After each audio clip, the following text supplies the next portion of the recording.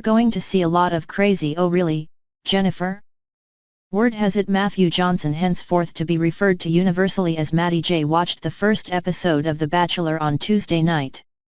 About 24 hours before the rest of Australia and about a month after he had dispensed his final rose. You have to ask. If he'd seen it before making that fateful decision, would he have chosen any differently? Well, if it turns out that MRSJ is 27-year-old marketing manager Jennifer, hell yeah. I don't want to be too harsh here, but the word psycho definitely springs to mind. But let's not get ahead of ourselves. Let's start with the backie. Matty's back, the voiceover announces, and he's looking for love. Phew, that's a relief, he's got the right show at least. Imagine the disappointment if he'd ripped off his shirt only to reveal he was harboring a dream of one day owning his own restaurant. He's a looker, this 30-year-old marketing dude from Sydney.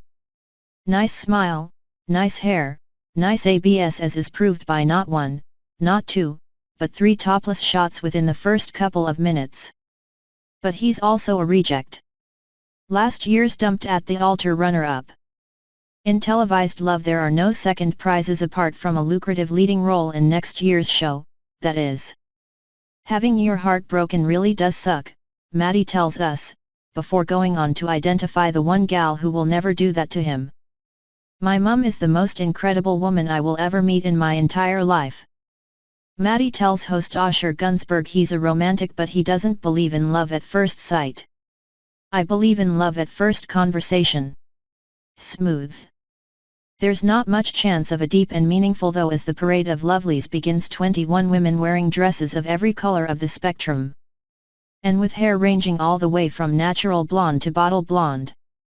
Okay, there are a few brunettes too. There's a professional body painter, Alex, with a nervous eye twitch. There's 27-year-old nanny Tara, who is barely out of the limo before announcing she aims to pop out a few kids of her own. Her other dream, she says, is to go on a road trip where she can sing in the car for 5 hours and not be told to shut up. She shows Matty the smiley face tattoo behind her ear, then says, "See ya, mate." What a legend, he says. She's awesome. Let's see if he still thinks that after 5 hours of her singing. Laura, a 30-year-old jewelry designer, is the first to really catch his eye. Is it her undeniably svelte olive green pantsuit or the fact she bears an uncanny resemblance to the woman what done him wrong? Someone turns up with a clutch of heart-shaped balloons, sucks in some helium and says hi in a squeaky voice. He does likewise. It's cute, but we all know drug romances rarely work out. On and on they come, and Matty admits he is totally blown away by the whole thing. But wait, it's about to get more intense. Why more intense? Enter Natalie, a 26-year-old midwife who confesses that a lot of Instagram stalking has brought me to this moment. Meeting him in the flesh, she's excited. Very excited. My hands are a little moist, she says. Did you say moist? He asks. I didn't not say moist. Her last relationship, she reveals, was with a woman. It ended because of the man she is now standing in front of. I was watching The Bachelorette last year and Matty J had his top off, she says. I wondered why am I in a relationship with a woman. Matty J turned me straight again. This is car crash television of the highest order, which must be why a police car has turned up. But wait, is that a stiletto emerging from the driver's side? Why yes. If it isn't Constable Michelle Paxton, who quickly puts Matty in an arm lock. She's a blonde bombshell authoritarian throwback to Angie Dickinson's Policewoman, a show from back in the olden days when people wooed each other without cameras tracking their every move. Matty immediately confesses. He was arrested once for a serious crime, peeing in a bush. Don't even go there, okay? She confesses too she once arrested somebody for that very offense. They are clearly made for each other. Dutch girl Florence gives him some clogs, Russian girl Akalina does some ribbon twirls and gymnastic flips. She wants him to know she's willing to bend over backwards to please him. Lisa, a 24-year-old model from Melbourne, turns up in a red pantsuit cut to here. "Oh my goodness! Lisa is absolutely stunning," he says. "She played competitive tennis for about 12 years, she says." He returns serve, says he plays but likes to win. "I'll let you win," she says. 15 Love. "Lisa took my breath away," he says. "When she walked away, I was like, come back." The last of the 21 is Leah, an architecture student from Melbourne with towering confidence and plans for a quick reno of her man. She muses up his hair. She tells him to twirl. Then twirl again, only not so fast. "I like it slow," she says. "What are you referring to?" "You'll find out. All good things come to those who wait." What the hell would she know about waiting? She's already in the bridal bedroom, having skipped right past the let me slip into something more comfortable phase. Hare and tortoise, girlfriend. Hare and tortoise. Inside the mansion, Leah makes an immediate impression, in the way you do when you walk across a white carpet with dog poo on the sole of your shoe. "Oh God, she's like naked," says someone. "She made a very grand entrance," says Nanny Tara. "And why not when your arse is showing through a net?"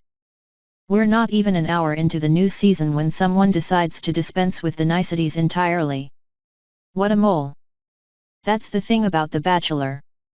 It really does showcase femininity, of a certain kind, at its finest. Maddie J enters to wall swoons, and stands in front of the tribunes to explain the rules of the love-hungry games. "Being here you might think it's pretty surreal and wonder how could anybody fall in love here," he says. "But it's happened to me and I really hope it happens again, and that's why I'm here. So here's to love." Clink. There's a secret garden this year, a place for a lucky girl to enjoy some special time with Backy. He picks Laura, the Georgia lookalike, but barely have they turned the conversational motor over when a fire-twirling woman in a crop top sashays across the lawn. "Is that an intruder?" someone asks. "Is that one of us? I'm not okay with this. Are they making out? Oh my God, is that another girl?" "Yes, ladies, it is." 21 girls is enough, go away, says Florence of the Lowlands. "You're not welcome." The newcomer is Elora, she's from Hawaii or is it Tahiti? But she's serious enough about this looking for love on a television show thing that she's brought her dogs with her.